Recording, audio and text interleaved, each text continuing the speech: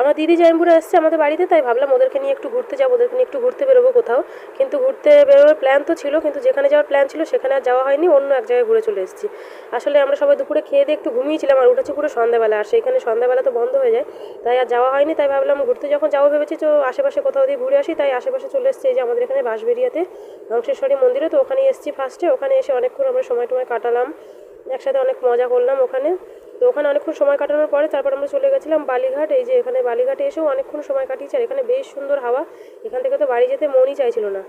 তো সবাই এখানে অনেকক্ষণ দাঁড়িয়ে থাকার পরে সবাই বলছে যে একটু নামো, নিচে নেমে এসেছে যখন একটু জল মাথায় দাও। তো নেমে এই যে আবার একটু জল ছিটাচ্ছিলাম সবার গায়ে, আর সবাই ভয় দেখাচ্ছে যে পড়ে যাবে পড়ে যাবে।